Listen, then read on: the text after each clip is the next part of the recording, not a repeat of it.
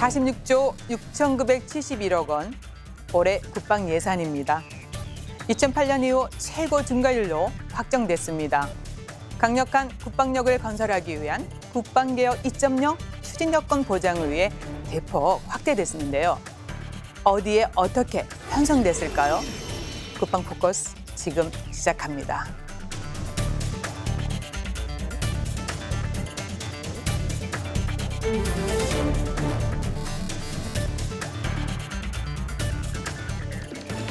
사상 최다인 3조 5천억 원이 정액되었습니다.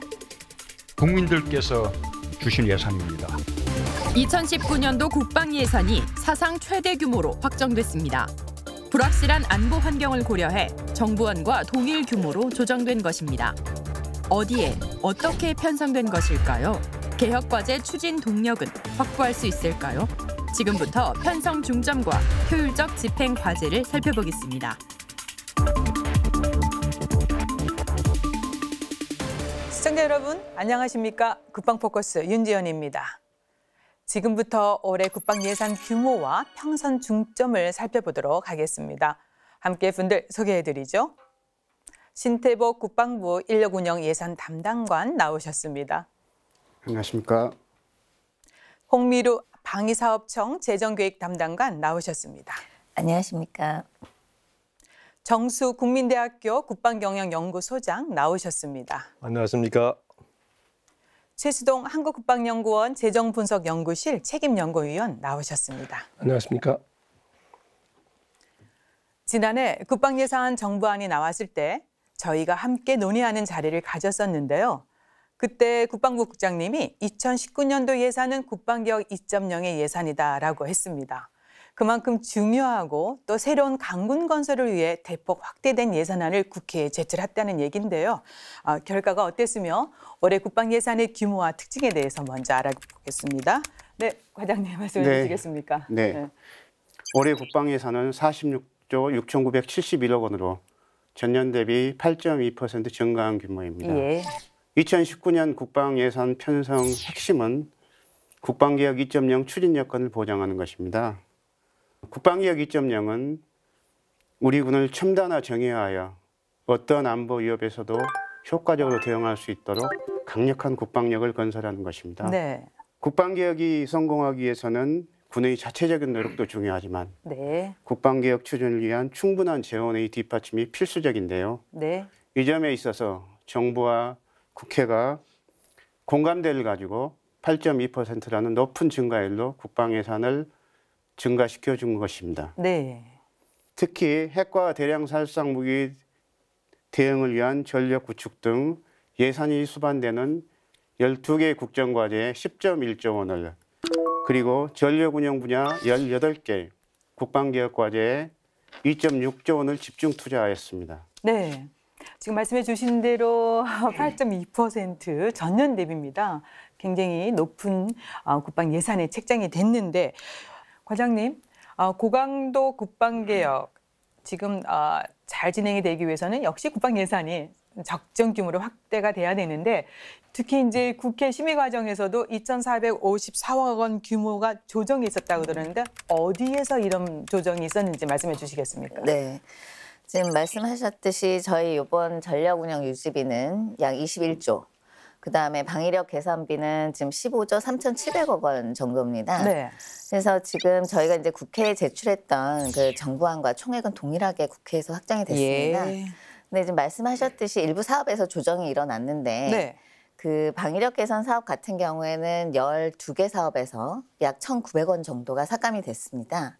하지만은 그 다른 10개 사업에서 같은 규모로 똑같이 증액이 일어나면서 그 총액은 동일하게 된 것입니다. 그래서 그 주로 이제 감액이 된 사업들은 지금 현재 이제 사업이 진행되는 여건에 따라서 그 예를 들어서 중거리 지대공 유도무기라든가 대포병 탐지 레이더 이런 사업들에서 감액이 일어났고요.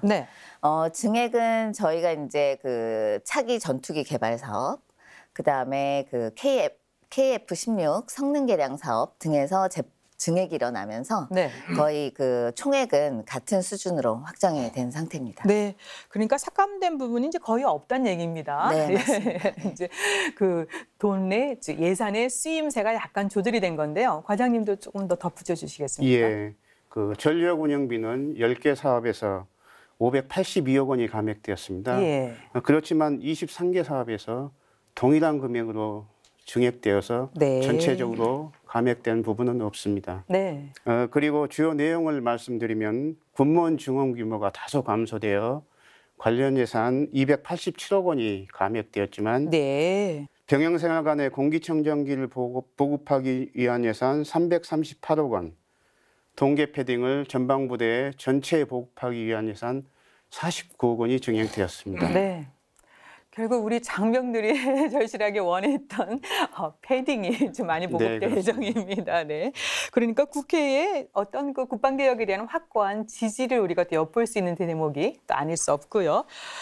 최 박사님, 예. 이렇게 이제 국방 예산 워낙 국민들의 관심이 높지 않습니까? 네, 그렇죠. 더구나 또 국방개혁 2.0에 대한 또 네. 기대감이 높습니다. 특히 또 이제 국내외 안보 환경을 고려해 본다면 이렇게 또 국방 예산이 삭감이 없이 그대로 증액이 되고 내용만 조금 변동이 됐는데요.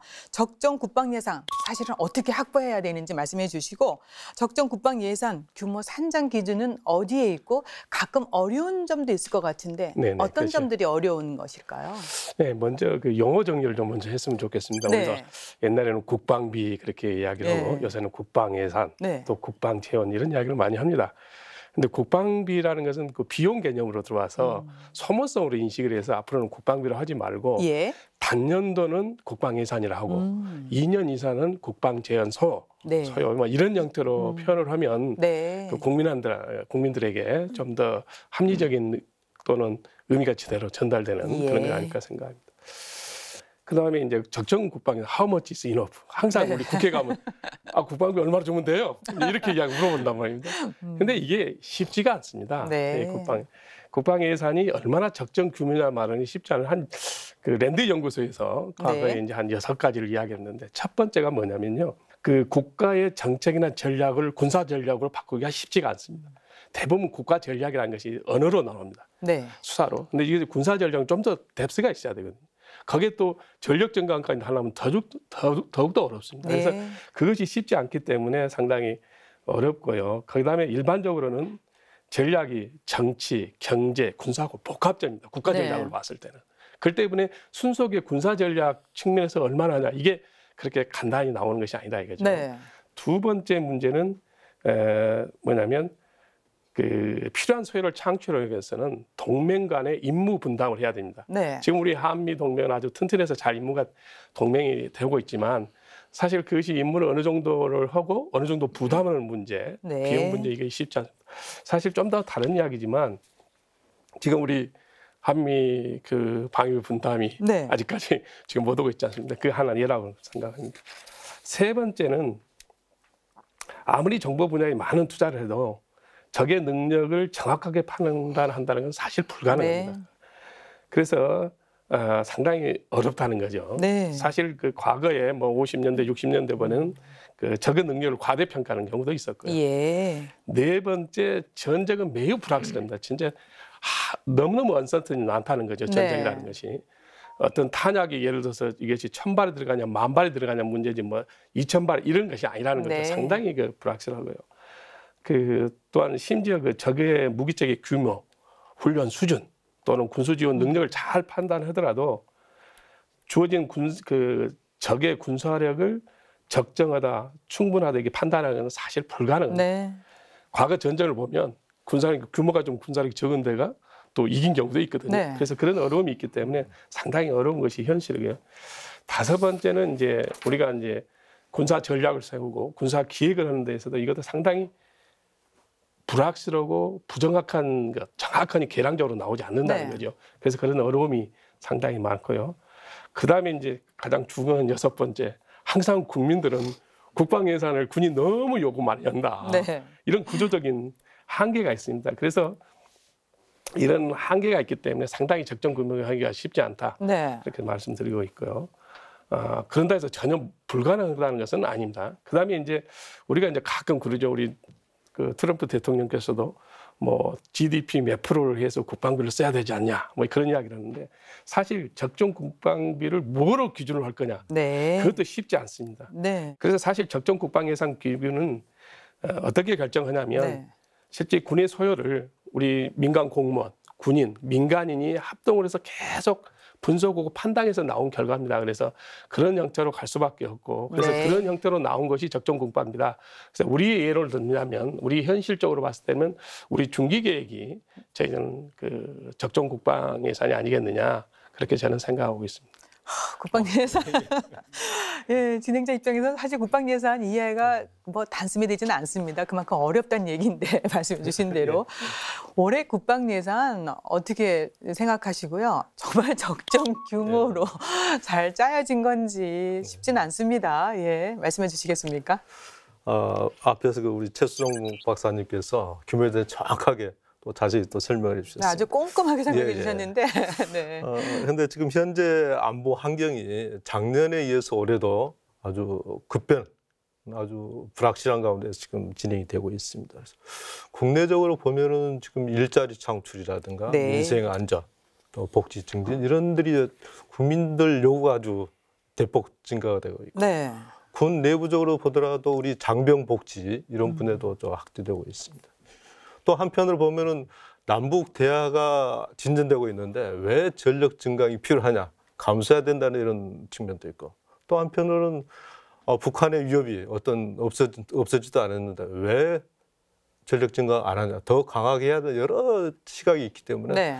이러한 상황에서 어떻게 우리가 국방비를 적정 규모를 산정하고 증가를 해야 되느냐, 이 문제가 아주 중요한 부분이 되는데 현재 올해 예산을 8.2% 증가했다는 것은 이러한 안보 상황 하에서 정부가 항구적인 평화를 정착하기 위해서는 국방비 8.2% 증액했다는 건 강력한 의지를 표현했지 않나 이렇게 생각을 하고 있습니다. 네. 그러면은 소장님께서는 뭐 그 정도면 적당했다라고 보시는 겁니까? 네, 아주 적당하게 예, 편성됐다고 생각하고 알겠습니다. 있습니다. 네. 제가 볼 때 이제 과거하고 좀 비교를 하는데 네. 저희들이 그 이명박 정부의 평균 한 5.2%였습니다. 네. 박근혜 정부에서는 4.3% 정도 네. 한 거죠. 우리가 이제 현 정부 들어서 작년에 7.0%, 예. 올해 8.2%. 예. 그냥 상당한 그 정부에서 강한 의지를 예. 우리 국방력을 키우겠다는 강한 의지를 나타내는 거고 네. 특히 지금 보건, 고용, 복지, 교육은 상당히 상승률이 국민의 요구에서 크게 되고 있습니다. 네. 그럼에도 불구하고 이번에 그 8.2% 증액한 것은 현 정부가 강력한 국방력 건설을 위한 국방개혁 2.0을 추진하기 위한 재원적인 뒷받침을 해주고 있다 이렇게 판단할 수 있을 것 같습니다. 네. 지금 문재인 대통령은 신년사에서 올해 평화의 흐름이 돌이킬 수 없는 큰 물길이 되도록 하겠다고 말을 했습니다. 결국은 항구적인 평화 정착을 위한 2019년 국방 예산에 대해서 좀 더 살펴보기에 앞서서요. 국방 예산은 크게 어떻게 구분이 되며 어떤 의미가 있는지 알아보겠습니다. 네, 말씀해 주시겠습니까? 예. 국방 예산은 우리가 보통 이제 전력 운영비, 방위력 개선비 그렇게 표현을 지금 법적으로 법정 구조입니다. 네. 근데 근본적으로 보면 이제 선진국이나 이런 데서는 크게 인건비, 그다음에 방위력 개선비, 예. 그다음에 전력 운영 사업비 이렇게 세 개로 나눕니다. 왜 그러냐면 인건비라는 것은 부대 수, 그다음 우리 군의 규모, 여기 구매는 현역뿐만 아니라 군무원 다 포함한 거죠. 그걸 어느 정도 해야 될 거냐. 네. 이게 상당히 고정비가 되는 거죠. 그다음에 우리가 말하는 능력, 그 캐퍼빌리티라고 표현하는데 전력 증강을 해서 예. 방위력 개선비를 얼마나 해야 되냐. 또 하나는 이제 그걸 하기 위해서는 뭐가 필요하냐면 전투 준비 태세를 하기 위해서 군수나 이런 부분, 우리가 전력 운영 사업비라고 표현합니다. 이 세 네. 개가 균형적으로 이루어져야 됩니다. 그래서 이 세 개를 대부분 어떤 우리 국방 재원이나 국방 예산이 한정돼 있을 때 이 세 개를 어떻게 믹싱을 잘 하느냐, 예. 이것이 군사력을 극대화시키는 핵심입니다. 네. 그래서 미국 같은 경우는 이제 국방 기획 지침이라고 DPG라고 그러는데 이게 핵심으로 장관 지침으로 어떻게 배분해라는 지침이 내려갑니다. 예. 각 세부 사항으로 이런 것을 하는 곳이 어떻게 하면 부대 구조라든가 바꾼다든가 이것이 이제 재정 전략관이라는 캡이라고 그러는데 거기서 이제 그런 뒷받침을 해주면서 이루어지고 있습니다. 그래서 네. 크게 보면 이제 어떤 포스라고 말하는 인력 규모, 전력 증강하는 방위력 개선비, 그다음에 그거를 잘 전투 준비시하는 전력 운영 사업비 이렇게 해서 크게 세 가지로 나눴다고 생각하면 되겠습니다. 네, 그렇군요. 그래서 과장님, 예. 이제 좀 본격적인 국방 예산에 대해서 알아보겠습니다. 우선 예산 중에 국방력 운영하고 관련된 것이 이제 그 전력 운영비 아니겠습니까? 예, 전체 규모와 편성 중점에 대해서 말씀해 주시겠습니까? 예. 전력 운영비는 병력을 운영하기 위한 인건비, 급식 피복비를 비롯해 각종 무기와 장비를 정비하는 예산, 그리고 군사시설 건설, 교육훈련과 예비군 운영 등에 소요되는 예산을 말합니다. 네. 2019년 전력운영비는 31조 3,238억 원으로 전년 대비 5.7% 증가한 규모입니다. 네. 전력운영비 편성 중점을 두 가지 측면에서 말씀드리자면, 첫째, 그 병력 감축과 병 복무 기간 단축에 따라 군 전투력이 약화되는 것이 아니냐 하는 일각의 우려가 있습니다. 네. 이러한 우려를 불식시키기 위해 군 구조의 정예화와 전력 운영의 혁신 분야에 중점적으로 투자하였습니다. 네. 비전투 분야에 근무하는 현역을 군무원 등 민간 인력으로 대체하는 대신 전투 분야의 현역 간부 비율을 높이는 국방 인력 구조 재설계와 예. 교육훈련 가학화, 예비 전력 정예화를 위한 예산이 대표적입니다. 둘째, 장병들이 생활하는 데 불편한 점을 찾아 개선하는 데 중점을 두었습니다. 네. 작년의 경우 병사업 봉급을 인상하는 데 역점을 두었다면 네. 올해 예산은 병영 생활 중 민간 생활과의 그 차이가 많은 부분이 있습니다. 그러한 차이가 많이 나는 부분에 대해서 불편함을 호소하는 부분이 있는데 네. 그러한 부분을 실질적으로 개선하기 위한 노력을 많이 하였습니다. 네. 그러면 최 박사님, 예. 지금 아까 말씀해 주신 대로 전력 운영비에 우리는 인건비랑 전력 운영 예. 사업비가 포함이 되어 있는 예. 거잖아요. 그렇죠. 예, 이제 중점 삼아 어떻게 보시는지 좀 더 강조해 주시고요. 예. 결국은 군의 몸집을 줄이고 예. 예, 이제 정예화를 예. 만들어 가겠다는 거 아니겠습니까? 그렇죠. 그런데 이제 그건 좋다 이겁니다. 근데 그렇게 할 경우에 예산이 또 너무 많이 들어가지 않느냐라는 일각의 우려의 목소리도 있습니다. 과장님께서도 그런 점을 또 언급해 주셨는데요. 네. 그런 점 어떻게 생각하십니까? 예, 전반적으로 현재 그 전력 운영 사업비는 우리 국방 정책이나 그다음에 전략에 부합하게 전력 운영비가 짜졌다고 생각을 합니다. 네. 지금 현역을 50만으로 줄이고, 예. 그다음 군무 기간도 18개월로 줄이고, 네. 그런 정예화를 하기 위해서는 어차피 우리가 비전투 분야의 현역을 전투부대 보내고, 네. 그럼 그 공백을 만들어서 군무원을 증액시키는.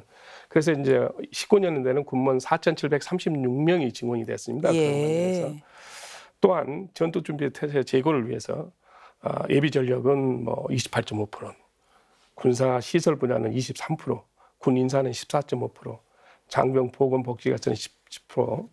이와 같이 상당히 그 전투 준비 태세를 위한 우리의 그 정예화를 위한 그런 전력 증강이 전투 준비에 준하는 그런 예산들이 상당히 반영됐다고 생각합니다. 네.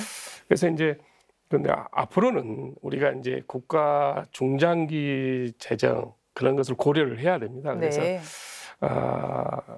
경제 성장률, 국가 채무, 관리 재정 숙자, 관리 재정 수지, 의무 지출 비중들을 고려해서 상당 순으로 우리가 1919년도 당연연도 예산을 상당히 증액했다 이렇게 볼 수 있겠습니다. 네, 어떤 군의 슬림화 그리고 군의 정예화를 하기 위해서는 올해 이 예산이 정말 잘 쓰여야 하겠습니다. 네. 네, 슬림화와 스마트한 군을 만드는 것이 결국은 국방개혁 2.0의 지향점입니다. 그래서 올해 전력 운영비에서 두드러지는 부분이 스마트군으로 전환하기 위한 예산인데요. 좀 더 세부적으로 어떤 내용인지 들어보겠습니다. 네, 과장님 말씀해 주시겠습니까? 네. 네. 국방개혁 2.0 목표 중 하나는 그 현대전에 부합하도록 첨단 과학 기술을 기반으로 우리 군을 정예화하는 것입니다. 네. 이의 일환으로 스마트군으로의 전환을 적극 추진 중에 있습니다. 오리어 플랫폼이라고 하는 예산은 보병 전투요원의 전투력, 생존력을 높이기 위해 최신 기술로 개선된 개인 전투 장비, 장구류를 보급하는 예산입니다. 네. 야간 조준경, 확대경, 소음 소형기, 탄창 등이 대표적인데요. 네. 올해는 해외 파병 부대와 일부 특전사 부대에 보급하는 예산 153억 원을 우선 편성하였습니다. 네. 드론 예산도 본격적인 예산 투자에 앞서 전투 실험과 기술 검증을 위한 예산, 그리고 관련 인력을 적게 양성하기 위한 예산을 166억 원 확보하였습니다. 네. 이외에도 사물인터넷, 가상 증강현실 등 첨단 신기술을 국방 분야에 적용하기 위한 73억 원도 편성하였습니다. 네. VR 기술을 활용한 특수작전 모의훈련 체계가 대표적인데요. 이를 통해 특전사 요원들은 해상 선박 침투와 같은 가상 환경에서 작전 수행을 할 수 있게 됩니다. 네. 그러니까 예전에 비해서 스마트군으로 거듭나기 위해서 이제 예산이 다양하게 쓰입니다. 네, 그렇습니다. 네, 그래서요, 최 박사님 이렇게 네. 예산이 정말 내용이 풍부해졌습니다. 네, 그렇죠. 그러니까 쓰임새가 다양해졌다는 얘기인데, 그렇죠. 그렇지만 또 편성도 중요하지만 어떻게 효율적으로 잘 집행하느냐 중요하지 않습니까? 그렇죠. 그리고 국민에게 이러한 예산이 이렇게 앞으로 쓸 겁니다라고 투명하게 설명을 해야 되는데 예. 좀 더 우리가 유의해서 예. 편성된 예산을 어떻게 집행하면 좋을까요? 예. 우리가 이제 집행을 하면 항상 이제 집행률이 높냐 남냐, 그렇죠. 이용, 이런 예. 말이 많죠. 특히 이제 기재부에서는 더욱더 그러고요. 최근 그러네 이제 국방부 방사 쪽의 지속적 노력에서 과거 5년 중에 네. 18년 저희들이 집행률이 95.5%로 추정되고 있습니다. 네. 과거 5년 중에 가장 집행률을 잘했던 거거든요. 그럼 작년에 잘 썼다는 얘기잖아요. 그렇죠. 집행을 잘했다는 얘기입니다. 그렇죠. 과거 네. 5년에 비해서 잘했어요. 네. 올해는 또 8.2%까지 올렸으니까 더욱더 네. 잘해야 되겠죠. 그래서 기본적으로 이제 불용 이용을 제로화를 해야겠다는 그런 정신을 갖고 가상해야 하고, 문제가 되는 것이 대부분 이제 우리들이 타 부처와 달리 우리는 자산인 게 물건비, 그다음 자사 취득비 이런 걸 하려면 보통 준비를 해야 되기 때문에 네. 계약을 하기 때문에 5 내지 8개월 정도 걸립니다. 그러니까 구조적으로 우리 국방 예산의 집행률을 높이기가 상당히 어려운 구조가 네. 되어 있는 겁니다. 그래서 이제 저는 이거를 잘하기 위해서 뭐를 어떻게 해야 될 거냐, 그리고 국민한테 이렇게 집행을 잘했다고 표현을 해야 되는데 네.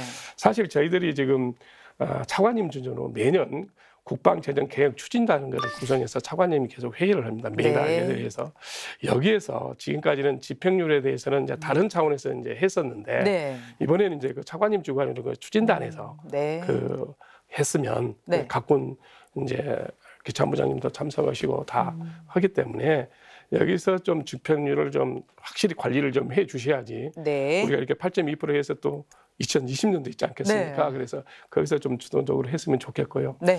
특히 이제 구조적으로 아까 이야기한 것 같이 계약을 해야 하기 때문에 네. 사전 준비가 필요하고 이런 것이 상당히 복잡합니다. 그래서 이제 군수부사는 이제 그런 것 없이 기금, 군수회전기금이라고 표현을 하는데 그런 것도 중장기적으로 도입을 좀 검토를 해야지 되지 않을까. 네. 단년도 하다 보니까 너무 물론 지금 뭐 장기 계속 계약, 장기 계약 여러 가지 방법이 있습니다. 그렇지만 그럼으로써 우리가 이제 집행률을 높였는데 네. 이제는 또 군수 재고 기금이라든가 네. 회전기금 같은 그런 제도적인 것도 한번 고민해 볼 때가 아닌가. 그렇게 저는 생각하고 있습니다. 그러니까 국방 예산 집행하고 관련해서 좀 이전과는 다른 어떤 제도적인 측면도 좀 보완해야 네. 된다 이런 네. 말씀이시죠? 네, 예, 계속해서 좀 수정 보완해 나가면 네. 좋을 것 예, 같습니다. 그렇습니다. 네, 신중하고 투명한 예산 집행 반드시 이루어져야 되겠죠. 또 국방개혁 2.0 개혁 과제로 올해 본격 추진되고 있는 것이 비전투 분야 민간 인력 대체 사업인데요. 그리고 또 예비 전력 정예화도 매우 중요합니다.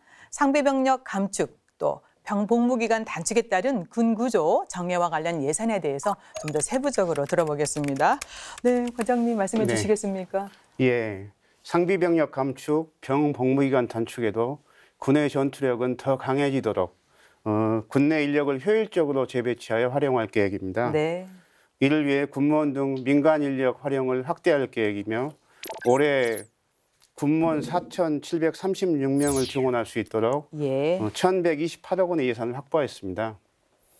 증원되는 인력은 주로 행정, 군수, 교육 등 비전투 분야에 근무하는 현역을 대체하게 되며 예. 민간 인력으로 대체된 군인 정원은 보병, 기보사단 등 전투부대로 배치되게 됩니다. 네. 그리고 상비병력 감축에 따른 전력 보강을 위해 예비전력 정예화에도 적극적인 투자를 하고 있습니다. 네. 올해 예비전력 정예화 예산은 28.5% 증가한 1,703억 원을 편성하였습니다. 네. 예비군 훈련 가학화와 장비 물자를 보강하고 특히 그동안 인상 요구가 많았던 동원훈련 보상비를 예. 현재 16,000원에서 32,000원으로 2배 인상하였습니다. 네. 또한 제초, 청소, 제설 등 장병들의 사역 임무 부담을 덜어주기 위해 민간 인력을 활용하고 네. 제설 장비를 확충하는 예산을 470억 원 확보했습니다. 이를 통해 장병들이 교육훈련에 전념할 수 있는 여건이 조성될 수 있을 것으로 기대하고 있습니다. 네. 싸워서 이기는 우리 군대 만들기 위해서 이제 정예화 작업이 계속되고 있는데, 이제 그러다 보니까 또 우리 장병들의 근무 여건 조성, 그리고 복지 향상을 위해서도 지금 많은 노력이 이어지고 있는데요. 네. 근데 그 중에서도 보면은 가장 논란이 되고 그러면서도 가장 관심이 많은 분야가 급식비인데, 급식비는 어느 정도로 어떤 규모로 어떤 기준에 의해서 지금 변화가 있을까요, 과장님? 예, 그 장병 복무 여건과 복지 향상에 대해서는 그 군의 전투력 강화 못지않게 국민들께서 많은 관심을 가지고 계신 분야입니다. 네. 우선 그 미세먼지로부터 우리 장병들의 건강을 지키기 위해 그 병영생활관 등에 공기청정기 66,000대를 보급하고, 예. 장병들이 수요가 높은 세탁기는 전년보다 135% 증가한 8,600대를 추가 보급합니다. 네. 또한 신축성, 통기성을 갖춘 신형 전투복을 보급하고, 예. 춘추운동복은 한 벌에서 2벌로 확대 보급합니다. 또 전방부대에서 근무하는 병사들이 추운 겨울에 입을 수 있도록 국민 참여 예산 제도를 통해 패딩 점퍼 예산도 70억 원 확보하였습니다. 이 밖에도 군 보육시설에 야간 보육이 가능할 수 있도록 야간 보육교사를 신규 채용하고, 네. 보육시설도 신규로 7곳을 추가로 확보하였습니다. 네.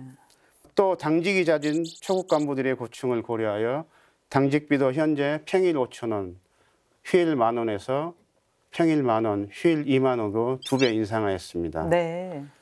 군 급식은 장병의 전투력, 사기와 직결되는 만큼 예. 급식의 질을 향상시키기 위해 매년 급식비 인상을 추진하고 있습니다. 네. 올해는 기본 급식비 단가를 7,850원에서 8,012원으로 2% 인상하였습니다. 네. 그리고 민간 조리원을 79명 증원할 수 있도록 네. 관련 예산도 확보하였습니다. 정말 장병들의 근무 여건이 정말 좋아집니다. 예, 그리고 또 그렇습니다. 간부들의 또 근무 여건 향상을 위해서도 지금 많은 내용이 보완됐습니다. 정말 이게 잘 진행이 돼야 할 텐데요. 결국은 군구조 정예화를 위해서 이제 예산이 정말 적정한 건지에 대해서 조금 한 번 더 여쭙고 싶습니다, 박사님. 예. 그리고 이거 외에 좀 더 우리가 좀 이런 부분은 좀 더 확대해야 되고, 올해는 아니지만 내년에는 이런 게 좀 보완됐으면 하는 부분이 있으면 좀 말씀해 주시겠어요? 예, 저희들이 이제 국방계획 2.0 네. 제일 중요한 거 여러 가지도 중요하지만 우리 군 구조의 정예화, 그다음에 이제 인력 구조 상당히 50만 원 줄고 18개월로 되기 때문에 예. 그래서 이제 가장 큰 것이 군무원 증원입니다. 군무원과 근무원을 22년까지 우리 국방계획 2.0 2만 1,000명을 지금 증원하려고 하고 예. 있습니다. 이런 부분이 이제 돈이 많이 필요한 거죠, 재원이. 그래서 19년도에 저희들이 군무원 5,602명을 증원을 요청했는데 네. 저희들이 4,736명이 증원돼 상당히 획득을 잘했다고 생각합니다. 그래서 이런 분야가 앞으로 지속적으로 해야 되는 그런 분야인데, 이제 문제는 이제 우리 국가 재정이 이거를 감당할 거냐. 우리가 어떤 안보가 중역된 모든 것을 다 재원을 국방에 쓸 수 없는 거거든요. 네. 그래서 제가 말씀드린 인건비와 바그렇게했으면 전력을 어떻게 조화를 잘 이룰 거냐, 이게 상당히 고민이 필요합니다. 예. 왜냐 그러면 앞으로 이제 최근 한 달 전에 이제 우리 국회 예정처에서 자료를 보면 상당히 그 재정적으로 좀 어렵지 않냐, 그런 보고서가 나왔습니다. 네. 한 달 전에 보면 이제 우리가 50년까지 봤을 때 GDP 성장률이 실질 성장률을 말합니다. 2.0% 정도 될 것 같고, 국가 채무는 GDP 대비 38.4에서 뭐 50%, 50년은 50% 정도 될 것 같고, 또한 관리 재정 수지, 얼마나 이제 국가가 재정으로 건전성을 나타내는 겁니다. 네. 그것이 19년에 36조에서 50년에는 149조가 될 것 같다. 의무주체는 이제 법령으로 딱 정해져 있습니다. 네.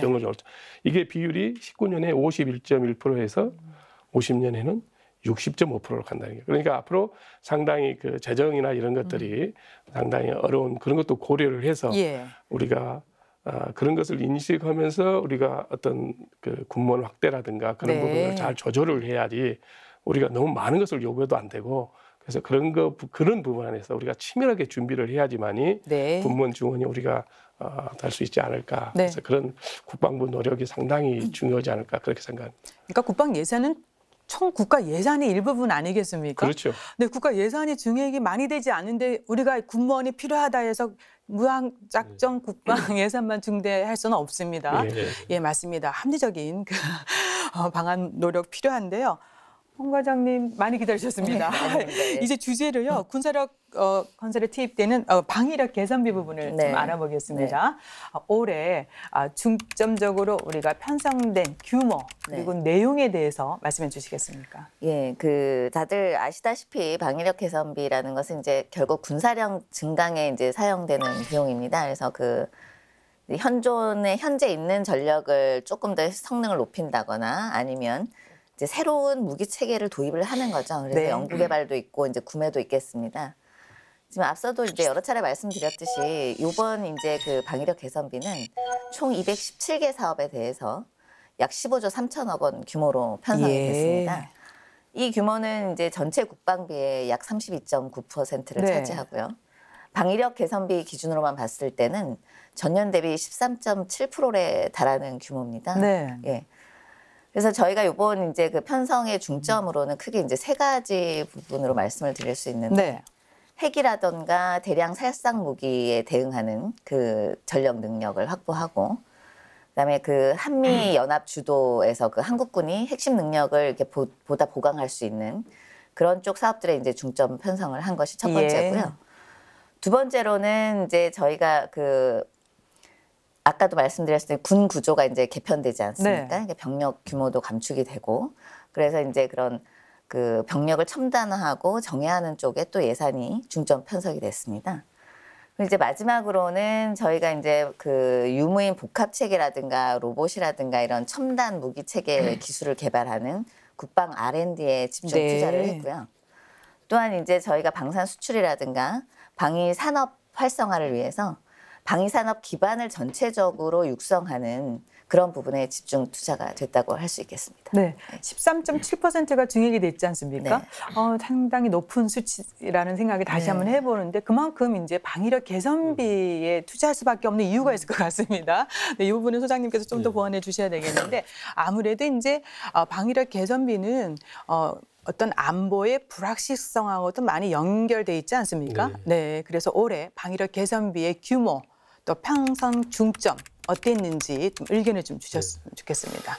방위력 개선비는 우리 국방개혁 2.0 이거를 추진하기 위한 그 핵심 전력을 구비하기 위한 것이기 때문에 전년 대비 13.7% 증액을 시켰습니다. 이거는 제가 2013년도 방위사업청에서 근무할 때 비하면 엄청난 증액이 되고 그 당시는 한 2.2%. 그러니까 5년 전으로 해가지고 5%를 넘은 적이 없는데. 그럼 이건 굉장히 획기적이네요. 획기적이죠. 13.7%. 또 아까 좀 말씀을 했지만은 국방비 전체 중에서 방위력 개선비가 차지하는 비중이 32.9%를 차지하거든요. 네. 이건 어떻게 보면 방위사업청이 2006년 개청 이후에는 아마 처음인 걸로 제가 알고 있습니다. 네. 높은 수치를 했다는 것은 현 정부에서 불확실한 어떤 안보 환경, 항구적인 어떤 평화 정착을 위해서 어떤 강력한 의지를 표현했다고 생각을 하고 있습니다. 그런데 편성 중점을 제가 쭉 자세히 살펴보니까 북한의 핵, 그다음에 대량 살상 무기 이런 걸 하기 위해서 지금 편성되는 데 보면은 군 정찰 유성, 올해 도입되는 고고도 무인기, 중고도 무인기, 그다음에 장거리 유도탄 이런 핵심적인 전략 표적 타격 여기에다 아주 편성된 거는 조금 늦은 감이 있지만 아주 잘 편성됐다고 생각하고 있습니다. 또 한편으로 또 보면은 뭐냐면 탄도 유도탄, 순항 미사일 이런 쪽으로 우리가 좀 편성이 많이 되는 부분은 우리가 기존에 쭉 기획된 사업이다 보니까 이쪽 예산이 많이 돼 있는데 이 탄도 유도탄이라든가 순항 미사일 단점이 뭐냐면은 우리가 전시대 보면 고정 표적, 그러니까 움직이지 않는 고정 표적이 아주 효과적이지만은 이동하는 표적에는 아주 좀 비효과적이기 때문에 우리가 앞으로는 전략 표적을 타격하기 위해서는 장거리 공대지, 항공기에서는 장거리 공대탄이라든가 제이다 이런 정밀 유도 폭탄 이것들이 이제 30일 소요를 우리가 충족을 못하기 때문에 이런 소요를 반영하는데 많이 편성을 했으면 좋겠다는 게 또 생각이 들고, 또 하나는 아까 말씀하신 마지막에 우리 그 방위산업 육성을 위해서 이제 방위산업이 참 어려운 시기에 있습니다. 그래서 국내적으로 하다 보면 이게 이제 앞으로 안보 환경이 변화가 되기 때문에 수출적으로 적극해야 되는데 우리가 일자리 창출이라든가 방위산업 활성화를 위해서는 현재 그 예산이 465억 정도 편성이 돼 있거든요. 그러니까 제 생각으로는 이분을 대폭 늘려서 우리 방위산업이 더욱더 활성화할 수 있는 그런 예산 편성이 되었으면 좋겠습니다. 그러니까 방위산업을 좀 더 확대했으면 좋겠다 예산. 내년에는 좀 그렇게 고려해보는 것도 좋지 않을까 싶고요. 감사합니다. 결국은 이제 방위력 개선비는 국내외 안보 환경에 많은 영향을 받을 수밖에 없습니다. 지금 이제 말씀해 주신 대로 올해 방위력 개선비 증가율이 자료를 보니까요. 최근 10년 동안에 최고치를 기록했다고 합니다. 그 비중은 또 개청 이후 가장 높은 수준인데요. 하지만 삭감의 바람을 맞은 사업도 있고 제출안보다 증액된 사업도 상당히 있습니다. 어떤 사업들인지 과장님 좀 보충 설명해 주시겠습니까? 저희 그 국회 심사 과정에서 좀 이제 삭감된 사업들은 일반적으로 이제 그 계획과 다르게 조금 사업 추진 일정들이 조금 이제 지연되고 있는 사업들입니다. 그래서 예를 들어서 그 다출처 영상 융합 체계라던가 그 중거리 지대공 유도무기 이런 쪽에 이제 사업들에서 좀 삭감이 일어났고요. 그 이제 증액되는 사업들은 이제 두 가지로 볼 수 있는데 올해 이제 신규로 들어가는 새로운 사업들과 이제 기존에 계속되는 이제 사업인데 조금 이제 그 액수가 이제 증액이 되는 그런 게 있는데 이제 신규 사업으로는 저희가 이제 한미 연합 작전을 조금 차질 없이 잘 수행하기 위해서 저희 그 링크 16 성능 개량 사업이 이제 새로 들어가고요. 그다음에 이제 탄도탄 작전 통제소 성능 개량 사업들이 이제 그 신규로 좀 들어가겠습니다. 그리고 이제 기존 사업들 중에서는 저희 그 한국형 전투기 개발 사업이라든가 그다음에 KF-16 성능 개량 사업들을 조금 이제 계속 매해 들어가는 연부액을 조금 조정을 했습니다. 그래서 그 부분에서 큰 증액이 조금 일어났다고 할 수 있겠습니다. 그랬군요. 특히 소장님 그 KF-X 보람의 차세대 전투기 사업이죠. 또 요거하고 지금 언급해 주신 대로 그 KF-16 성능 개량 사업 요게 이제 크게 증액이 됐는데 이 부분에 증액이 될 수 있도록 많이 애쓰고 노력하셨다고 들었습니다. 결과 만족하시는지 그리고 예산 증액 이렇게 했을 때 어떤 기대 효과가 있고 그 가지는 의미는 무엇일까요? KF-X 사업의 828억, 그다음에 KF-16 성능 개량 사업에는 797억이 증액이 된 건 사실입니다. 그렇지만은 이게 증액됐다는 거는 방위사업청이라든가 이거를 추진하는 업체에서 요구하는 예산은 원래 예산보다는 적게 지금 반영이 된 겁니다. 그렇기 때문에 증액됐다기보다도 그만큼 요구 수준에 더 올려줬다 이렇게 보면 맞을 것 같고요. 현재 우리가 추진하고 있는 KF-X 사업, 일명 그 보람의 사업이라고 하고 있습니다.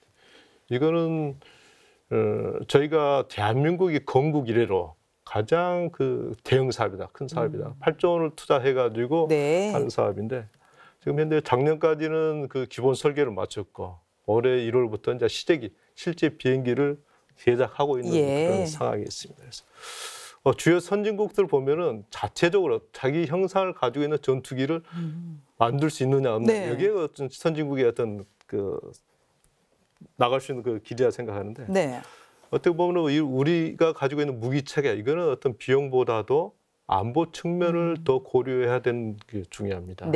가령 보면 무기 체계라는 것은 하루아침에 저희가 원한다고 해서 도입할 수 있는 그런 건 아니거든요. 그래서 비행기를 저희들이 한국 공군에서 전투기를 많이 가지고 있지만 저희가 필요한 시기에 어떤 기고를 보강한다든가 KF-16처럼 성능 보강을 해야 되는 이렇게 하고 싶어도 할 수가 없는 게 왜냐하면 모든 비행기 특허라든가 만든 거는 외국 제작 회사이기 때문에 저희 스스로 할 수가 없습니다. 그래서 KF-16 같은 경우도 미국 회사에서 요구하는 그 수준에 저희 맞춰줄 수밖에 없는 거거든요. 그렇기 때문에 저희가 보람의 사업, KF-16 성능 개량 이런 사업들도 하지만 보람의 사업을 추진함으로써 우리 나라가 스스로 설계에서부터 제작할 수 있는 이런 전투기를 저희들이 만들어야만 네. 저희들이 필요할 때 성능 개량도 할 수 있는 거고 추가적으로 할 수 있는 그런 큰 의미가 있는 것입니다. 네. 아까 말씀드린 질문하신 대로 어떤 효과가 있느냐 네. 전투기 사업을 할 때 쉽게 말씀드리면 앞으로는 4차 산업이 오거든요. 그 보면 항공 우주 산업이 그중에 부분에서 큰 핵심적인 예. 역할을 하려고 생각을 합니다. 쉽게 보면은 자동차 만 대를 수출하는 것하고 전투기 한 대를 저희들이 스스로 설계해서 만들어서 판매하는 것하고 이 효과가 저는 어느 정도 전투기가 더 효과가 있지 않나 이렇게 판단이 되고 있습니다. 네. 그래서 저희들이 항공산업 육성을 위해서도 그리고 국방 안보 전력 증강을 위해서도 KF-16 이런 성능 개량보다는 스스로 항공기를 제작할 수 있는 이 보람의 사업. 네. 이거는 적극 추진해서 시행해야 되는 그런 사업이라고 생각을 합니다. 그러니까 항공 우주 분야는 4차 산업혁명과 또 이렇게 맞물려서 잘 진행돼야 되지 않겠습니까? 그렇습니다. 네, 그런 의미에서 또 이번에 KF-X 프람의 차세대 전투기 사업이 굉장히 잘 선정이 됐다. 그리고 앞으로 더 발전시켜 나가야 된다. 이런 맞습니다. 말씀이시잖아요. 네. 홍 과장님, 결국은 우리가 이제 국방개혁 2.0을 본격 추진하면서 군구조 개편이 이루어지는데 가장 우려되는 게 전력 공백을 또 잘 메꿔야 되지 않겠습니까? 또 지금 전차권 전환이 진행이 되면서 우리 군의 그 핵심 방어 능력 확보 중요해졌습니다. 예, 이런 관련된 부분의 예산은 어떻게 또 편성이 됐습니까? 네. 그래서 이제 군 구조 개편에 따라서 저희가 이제 병력을 좀 더 이제 첨단화하고 정예하고 해야 되는데 저희도 이제 모든 분들의 이제 우려에 따라서 저희도 이쪽 부분에 굉장히 이제 중점 편성을 했습니다. 그래서 총 예산이 한 4조 600억 원 정도 편성이 되었고요. 그 이제 주요한 내용들은 아무래도 이제 감시 정찰이라든가 지휘 통제 능력을 보강하는 쪽으로 편성이 됐습니다. 그래서 그 대표적인 사업으로 무인 지상 감시 센서라든가 저희 그 지상 전술 데이터 링크 사업 같은 것들을 대표적으로 들 수 있겠고요. 지금 말씀하신 대로 이제 전자권 전환이 됐을 경우에 그 한미 연합 방위를 주도할 수 있는 한국군의 핵심 능력이 있어야 되지 않겠습니까? 그래서 그 부분에도 저희가 이제 중점적으로 검토를 해서 1조 7천억 원 정도를 이제 그 부분에 편성을 했고, 요게 이제 대표적인 사업으로 조금 이제 아실만한 것들이 군단 전찰용 무인 항공기 사업, 그다음에 이제 다련장 사업 이런 것들이 대표적인 사업이라고 할 수 있겠습니다. 네, 전자권 전환을 우리가 앞두고 있기 때문에 조건을 잘 갖춰 나가야 되잖아요. 핵심 능력 확보 정말 중요합니다. 그래서 이제 국방부는 올해 업무 보고에서요. 전자권의 실질적 전환 준비를 위한 실질 검증에 주력할 계획이라고 밝혔습니다. 그래서 이제 전자권의 안정적 전환 여건 조성을 위한 예산이 매우 중요해졌습니다. 소장님, 이런 부분에 대해서 좀 더 강조해 주시겠습니까? 방금 말씀하신 전시 작전권 안정적인 전환. 안정적인 전환 의미도 되지만 제가 생각하기에는 어떻게 적기에 전시 작전권을 전환할 것이냐. 이 부분이 또 정확한 표현이지 않나 이렇게 생각을 하고 있습니다. 그러니까 시기도 중요하다는 말씀이신 거죠? 네, 그래서 조건을 잘 어떻게 맞춰서. 조건을 맞춰가 적기에 저희들이 전자권을 전환을 시킬 것이냐. 근데 방금 우리 재정계획 담당관님께서 중점 사업을 쭉 좀 말씀해 주셨는데 어떤 편성 예산이나 규모는 좋습니다. 근데 저희 전시 작전권을 적기에 안정적으로 저희들이 전환을 시키기 위해서는 가장 핵심적인 분야가 감시, 정찰, 정보 전력입니다. 우리가 또 가장 약한 부분이기도 하죠. 그렇죠. 네. ISR 전력이라고 하고 있는데 이 부분 대부분이 이제 한미 동맹, 미 공군에 의존하고 있는 지금 형편이 되거든요. 이 부분이 어느 수준에 와 있는지 우리가 전쟁을 하더라도 어떻게 정말 이 ISR 전력으로 정말 우리가 전시 작전 계획을 수행할 수 있는 능력이 되는 요거를 정확히 판단을 해봐야 되는 거예요. 그래서 그럼 ISR 전력을 무조건 완벽하게 구축하는 게 맞는 것이냐? 그렇지만 그렇지 않. 이거를 저희들이 볼 때는 천문학적인 예산이 들어가기 때문에 그럴 수는 없는. 저희들이 한미 동맹하에서 어느 수준까지 저희들이 ISR 전력을 구축하는 게 적정할 규모거든요. 이런 분야까지 저희 연구돼서 그런 분야를 예산에 반영해서 추진하는 게 필요하다고 생각을 하고 있습니다. 예산에 반드시 반영해야 되겠습니다. 그렇습니다. 그러니까 이번에 반영이 됐다는 얘기인 거죠? 네, 알겠습니다. 과장님, 그래서요. 매년 지속적으로 집중 투자되고 있는 부분 중에 하나가 핵 WMD의 어떤 위협 대응에 어떻게 할 것인가에 대한 예산 아니겠습니까? 그래서요. 이런 관련 사업 올해 어떤 규모로 이렇게 추진될 예정입니까? 저희가 이제 핵이라던가 미사일 위협에 이제 대응하기 위한 관련 예산으로 지금 현재 5조 한 700억 원 정도 편성이 되어 있습니다. 네. 그래서 상당한 부분을 차지하고 있고요. 그래서 그 이제 좀 대표적인 이제 사업 내용을 좀 살펴보면 F-35A 스텔스 사업이라든가 저희 고고도 정찰용 무인 항공기 사업, 그다음에 군 정찰 위성 개발 사업 등을 저희가 이제 추진할 예정에 있습니다. 네, 이 정도 규모면 괜찮은 겁니까, 소장님? 아, 그렇군요. 예. 아, 지금 이제 방위 산업 그 경쟁력 강화 얘기도 우리가 하고 있습니다. 예산 좀 더 확보 필요하다고 말씀도 해주셨는데 더불어 또 수출 산업 촉진을 위해서 든든한 지원과 예산은 더더욱 필요합니다. 과장님, 그래서요. 올해 예산은 이쪽 부분에 어느 정도 지금 투자할 예정이십니까? 결론적으로 말씀드리면 저희가 이제 방위산업 경쟁력을 강화하고 수출 육성이라든가 이런 부분에 이제 신경을 쓰기 위해서 이쪽 부분이 약 2배 가량 늘었습니다. 그래서 저희가 이제 그 방산업체 사실 민간에서 이제 주도적으로 하는 부분이고 이제 정부는 사실은 이제 지원을 해야 되는 입장에서 저희가 이제 크게 이제 2가지 부분을 저희가 이제 지원을 하고 있습니다. 그래서 그 수출 촉진을 위해서 일자리라든가 기술 개발, 그다음에 금융 지원 이쪽을 한 축으로 하고 있고요. 또 한 축은 저희가 이제 무기 체계를 개조 개발해서 또 수출하는 것들이 있습니다. 그러면 이제 무기 체계를 개조 개발을 하기 위한 정부 지원금을 투자하는 이렇게 이제 크게 두 부분으로 나눠져 있어서 좀 우수한 기술력만 있으면은 이렇게 기업들이 업체들이 좀 수출을 잘 원활하게 할 수 있도록 하는 이런 부분이 있고요. 그리고 저희가 또 이제 새롭게 그 중소벤처기업 있지 않습니까? 그래서 그 중소벤처기업들이 좀 방산 분야에 적극적으로 신규로 좀 참여할 수 있도록 기술 개발이라든가 그 마케팅을 지원한다든가 또 이런 부분 쪽으로 저희가 한 65억 원 정도를 또 추가 편성하였습니다. 네, 그러니까 방위산업 분야에도 예전에 비해서는 많은 지금 예산이 이제 국방 예산이 투입될 예정입니다. 예, 지금까지 이제 올해 국방 예산이 어디에 어떻게 편성됐는지 꼼꼼하게 살펴봤습니다.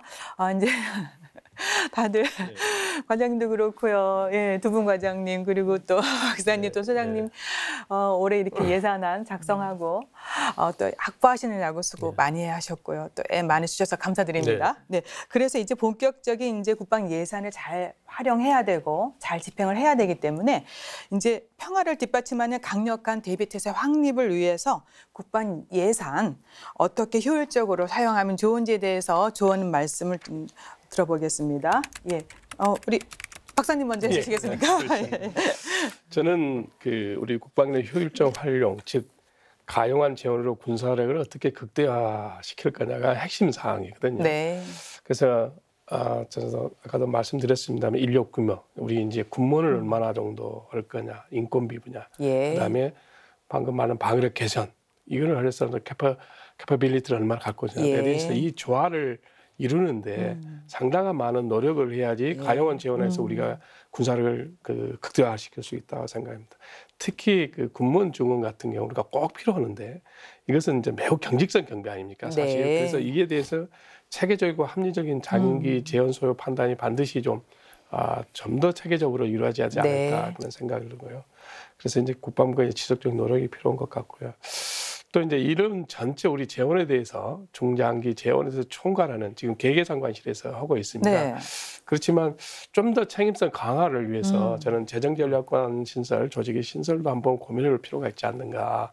왜냐하면 정원은 지금 기획관리관, 그다음에 방위력 개선 전체 중기는 전력정책관, 그다음에 전투준비태세는 이쪽을 관리하는 우리 전력 유지 쪽은 전력 운영 사업비 쪽은 계획예산관이 이렇게 하고 있는데 이거를 좀 더 우리가 어차피 우리 재원이 갈수록 어려운 상황이니까 그런 상황에서는 그것을 좀 더 그 책임성을 강화하고 물론 지금도 계획예산관실께서 잘하고 계시지만 그를 좀 더 강화하는 측면에서 재정전략관 신설도 한번쯤은 고민해 볼 필요가 있지 않나 이렇게 생각합니다. 국방부에 이미 그 아이디어를 제안하셨습니까? 아니면 고려하고 있습니까? 국방부가요? 아이디어는 제소를 했는데 또 이게 국방부 그 국장님 자리 하나 신설한다는 게 쉬운 일이 아니지 않습니까? 그래서 이거는 저는 앞으로 우리가 중기나 미래를 봤을 때 우리 재원의 그 국가 재원의 어떤 한계 우리가 그런 것을 봤을 때는 좀 더 가용한 재원에서 우리가 우리 안보를 튼튼하기 위해서는 좀 더 고민을 해봐야 되지 않을까. 네, 들어보니까 꼭 필요하다는 생각을 다시 한번 해보고요. 네, 소장님도 한 말씀 부탁드립니다. 올해 2019년도 8.2% 국방비 획득하기 위한 모든 분들에게 먼저 수고하셨다는 말씀을 드리고 싶습니다. 그래서 어렵게 정말 획득한 이 국방비를 앞으로 안보 환경은 어떻게 변화될지 모르거든요. 그래서 꼭 경제적인 여건이 좋아져서 현재 수준으로 계속 증가된다는 보장은 없습니다. 올해 확보된 국방비를 어떻게 효율적으로 우선순위에 맞게 잘 집행할 것인가. 이거는 저희들이 확보도 중요하지만 집행하는 것도 중요하다고 생각하고 있습니다. 이 분야에 또 신경을 써야 될 것 같고, 특히 저희들이 이제 방위산업 이 분야를 활성화하기 위해서는 어떤 규제 이것들을 풀 것은 과감하게 또 풀어야 될 것 같고, 또 미래의 도전적인 이런 사업들에 대해서는 적극 투자가 필요하다고 그렇게 생각을 하고 있습니다. 또 방위산업 육성은 또 신성장 동력하고 연결되고 일자리 창출하고 연결되기 때문에 좀 더 세심한 배려가 필요할 것 같습니다. 홍 과장님 말씀해 주시겠습니까? 좀 부담도 되시죠? 어깨도 무거우시고요. 네, 그렇습니다. 사실 최근에 남북 관계가 이제 상당히 개선이 되고 하고 있지만은 사실 이제 요즘에는 저희가 이제 잠재적 위협이라든가 그 어떤 그 비군사적 위협 이런 것들이 또 증가하고 있고 사실 굉장히 주변 환경이 불확실성이 커지고 또 다양해지고 있습니다. 그래서 저희가 이런 환경에 맞춰서 사실은 방위력 개선 사업들이라든가 이런 것들을 준비해 줘야 되는데 사실 조금 더 어려워집니다. 이게 예측하기도 더 힘들어지기 때문에. 하지만 이제 이런 환경에 맞춰서 저희가 계속적으로 이제 방위력 개선 분야를 준비해 나갈 것이고, 또 이제 저희 그 방위력 개선 분야 이제 방위사업청에서 하는 일들도 국방개혁 2.0의 방위사업 분야 개혁 과제로 이제 포함이 되어 있습니다. 그래서 항상 이제 방위사업을 추진하는 데 있어서 투명하고 효율적으로 그렇게 해서 이제 최적의 무기 체계를 저희가 군에 공급한다. 이런 이제 자세로 항상 노력하고 있으니까요. 많이 지켜봐 주시기 바랍니다. 좀 더 해주시기 바랍니다. 과장님 마무리 말씀 부탁드리겠습니다. 앞에서도 말씀드렸지만 국방예산은 국방개혁 2.0을 추진하기 위한 예산입니다. 전방위 안보 위협에 효과적으로 대응할 수 있도록 전력을 확보하고 우리 군의 첨단화 정예와 장병 복지의 획기적 개선을 위한 지원은 차질 없이 이루어져야 합니다.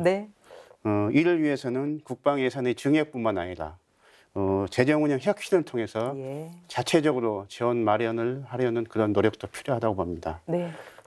유사 중복 사업과 여건 변화에 따라 중요도가 떨어지는 사업은 과감히 구조조정, 통폐합하는 등 지원 배분의 효율성을 높이도록 그런 방향으로 노력을 하겠습니다. 국민 여러분의 혈세로 이루어진 국방예산입니다.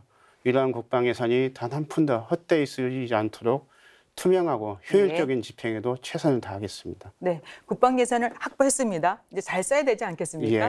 과장님의 특별한 관심 또 부탁드리겠습니다. 그렇게 하겠습니다. 결국 한국과의 국방 예산은 부국강병 그리고 국가 안보를 위해서 꼭 필요하잖아요. 근데 이제 말씀해 주신 대로 올해 한 해의 이 국방 예산, 국방개혁 2.0을 수행하기 위한 정말 중요한 예산입니다. 효율적인 집행, 또 그를 통해서 강군 육성, 우리 군의 사기 진작에 많은 도움이 돼야 되지 않겠습니까? 모든 분이 같이 지켜봐 주시고 애써 주시기를 또 기대해 보면서 도움 말씀 감사합니다. 여기서 마치겠습니다. 고맙습니다. 감사합니다. 강군 건설과 성공적인 국방개혁 2.0 여건 조성을 위해 적정 국방 예산 편성과 효율적 집행은 필수임을 강조해 보면서요. 함께하신 국방 포커스 오늘은 여기서 마치겠습니다. 함께해 주신 여러분 고맙습니다. 다음 주에 다시 찾아뵙겠습니다. 안녕히 계십시오.